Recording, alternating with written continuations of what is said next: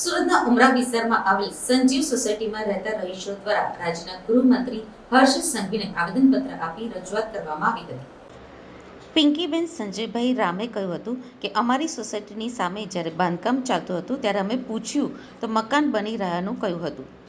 જેવું મકાન તૈયાર થયું કે અમારી સામે હોટલનું પાટિયું લાગ્યું હતું, જ્યાં ગેરકાયદે પ્રવૃત્તિઓ ચાલુ થઈ હોવાથી અમે રજૂઆત કરી હતી, જેથી અમને ધમકી મળી હતી। આથી જ અમે પોલીસનો સંપર્ક કર્યો હતો, જોકે ત્યાં પણ યોગ્ય ન્યાય મળ્યો ન હતો, જેમાં વિધવા મહિલા દ્વારા ગેરકાયદેસર હોટલ ચલાવતા હોવાના આક્ષેપો કરવામાં આવ્યા હતા। એની સાથે જ ઉમરા પોલીસ દ્વારા પણ યોગ્ય કાર્યવાહી ન કરવાના આક્ષેપો પણ કરાયા હતા। પોલીસ ઉપર આક્ષેપ કરતા પિંકીબેને કહ્યું હતું કે અમારી ફરિયાદ લેવાની જગ્યાએ અમને જ ધમકાવવામાં આવ્યા હતા, જેથી અમે ગૃહમંત્રી હર્ષ સંઘવી પાસે આવ્યા છીએ। અમે આવેદનપત્રમાં માંગ કરી રહ્યા છીએ કે અમારા ઘરની સામે ચાલતી હોટલમાં જે ગેરકાયદે પ્રવૃત્તિઓ ધમધમી રહી છે તેના પુરાવા સાથે આવેદનપત્ર આપીને ન્યાય માંગી રહ્યા છીએ। અમને ગૃહમંત્રી પર પૂર્ણ વિશ્વાસ છે કે તેઓ અમને ન્યાય અપાવશે। અમે ભાજપના જ મતદારો છીએ, જેથી આ હોટલ બંધ કરાવવામાં આવે એવી અમારી માંગ છે। મારું નામ પિંકીબેન સંજયભાઈ રામ છે। હું સમજી સોસાયટી 2માં રહું છું। ઘર નંબર 26 છે।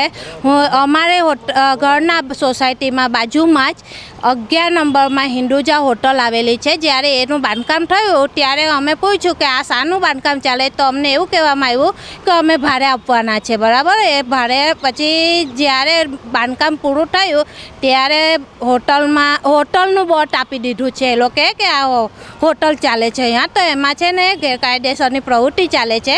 તો હું એ અરજી કરી હતી, તો શનિવારે એક એમની ત્યાંના જ હવે એક માણસને ગીતા કરીને ને એક અવિનાશ છે તે આવ્યો હતો। મને કહે છે મારું નામ અવિનાશ છે, હું હિન્દુજા હોટલનો માલિક છું, તો તને આ મારી હોટલથી પ્રોબ્લેમ શું છે? હું કીધું કે અહીંયા હોટલ આવી રીતના ચાલતી છે તો અહીંયા બધા પરિવારવાળા રહે છે, એટલે અહીંયા આવું કામ તો ચાલવાનું જ નથી, એટલે આ હોટલ તમે બંધ કરો, એના બદલે કંઈ બીજું કરી શકો છો, પણ હોટલ નહીં ચાલવા દે। તો મને કહે છે કે તને મારી બહુ બધી પહોંચ છે, હું તને જાનથી મારી નાખીશ અને જાહેરમાં તને એસિડ છાંટીશ, મને આવી ધમકી આપી। એટલે હું 100 નંબર પર ફોન કર્યો, તો કંટ્રોલ રૂમમાં આવ્યો, તો હું ત્યાં ગઈ તો હું ફરિયાદી છું, તો મને ફરિયાદીના બદલે ગુનેગાર તરીકે ઠેરાવી છે ને ત્યાંની રાઇટર મને એવું કહે છે કે તારા મિસ્ટરનું નામ શું છે? હું કહું એમનું નામ સંજય।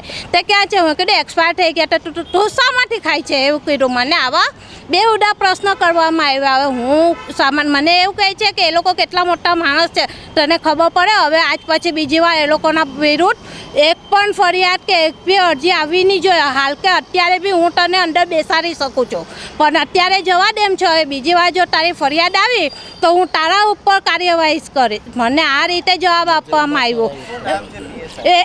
એ રાઇટરનું નામ મને ખબર નથી, પણ એને હું ફેસથી ઓળખી શકું છું ગમે ત્યારે બી, કેમ કે એક લેડીઝ તરીકે મારી સાથે આવી રીતના કઈ રીતે વાત કરી શકે?